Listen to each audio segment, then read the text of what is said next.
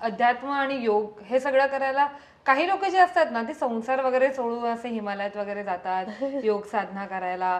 तो सोपं आहे. हा तो सोपं आहे. तेच तुम्हाला विचारते की तुम्ही असं सगळं बॅलन्स करता, संसार असो, पार्टीज असो, ऍक्टिंग असो, हे सगळं बॅलन्स करायला कसं जमतं? सगळं संसार सोडून हिमालयात जायला is the easiest thing to do compared to being a yogi. म्हणजे तुम्ही आध्यात्मिक असलं, स्पिरिच्युअल असलं, तुम्हाला योग आवडतो, सत्व आवडतो, सात्विक जेवण आवडतो, सात्विक विचार आवडतो, आणि तो सगळं शहरमध्ये राहून बिझनेस करताना ॲक्टर ॲज अन ॲक्टर राहणार, एक कुटुंबामध्ये राहून तो then to practise yoga is actually more difficult. And for me as a teacher मी काय करतो, ॲज अ टीचर लोकांना ही शिकवतो की कसं करायचं ही बॅलन्स. आणि कसं तुम्ही स्पिरिच्युअलिटी असं स्पिरिच्युअलिटीचा अर्थ ही नाही आहे की तुम्हाला दिवसमध्ये 2 तास मेडिटेशन करायचं, 1 तास जाप करायचा, मंदिरला जायचं, असं तो नाही आहे. योग म्हणजे तुम्ही आतमधून तुमच्या पूर्ण सोल, माइंड आणि बॉडी सात्विक होला तो कसं करू शकतो आणि किती सोपं आहे, कोणी पण करू शकतो. आणि मी केलं म्हणजे तो मी उदाहरण आहे, कारण की मी 2 पॅकेट सिगरेट पियायचं आधी, रोज दारू पियायचं, जुवा खेळायचं, सगळं करायचं, व्यायाम पण नाही करायचं, माझं पोट एवढं मोठं होतं. आणि मी तिकडून असा इकडे पोहोचू शकतो म्हणजे तुम्ही पण करू शकता, तुम्ही पण करू शकता, तुम्ही पण करू शकता, कोणी पण करू शकतो.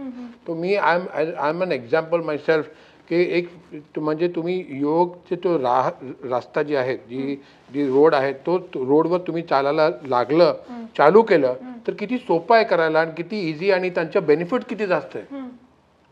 आणि मग मला अजून एक प्रश्न पडला की म्हणजे जे हिमालयात वगैरे लोक जातात ते असं का करत असतील, म्हणजे काय एक माइंडसेट असतं. तर मग कधी कोणाला प्रश्न विचारायची वेळ आली नाही की ते लोक असं का करतात? मी सांगतो काय, एक कार्मिक तुमची ड्युटीज असतात जी तुम्हाला करायलाच पाहिजे, कारण की लग्न केलं तर बायको आहे, मुलगी आहे, एक तुमच्या कर्मप्रमाणे तुम्हाला काय काय गोष्टी करायला पाहिजे, काय पण करू शकतो, तो त्यांच्या पर्याय नाही.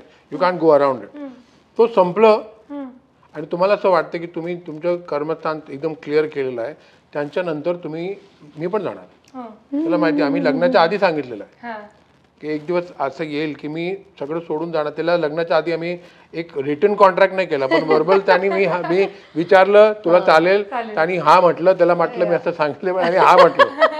पण असं होणारच, कारण की त्यांचं तो एकदा तुम्हाला वाटते, आता तुम्हाला आतमधून येते की आता ऑलरेडी मला तो येते, ऑलरेडी मला वाटते की एक 4-5 वर्ष 6 वर्ष म्हणजे मी सोडून जाणारच.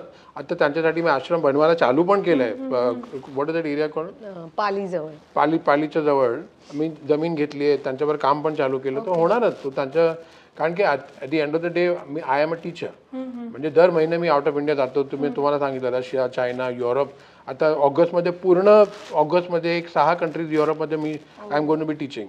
आणि तो ठीक आहे, आता तो दॅट्स व्हॉट माय कार्मिक ऑब्लिगेशन आहे. आता ही जी कुंडलिनी योगा मी शिकवतो, माझी लाईफ कशी चेंज झाली, किती चेंज झाली, तो त्यांच्यामध्ये बेनिफिट्स काय आले, तो एवढं जास्त होतं की आता माझं असं वाटतं की इट्स इंग्लिशमध्ये म्हणतात incumbent upon me to share it with other. तो कंपल्सरी आहे की तुम्हाला सगळं जगाला असं शेअर करायला, तसं तो करणारच मी.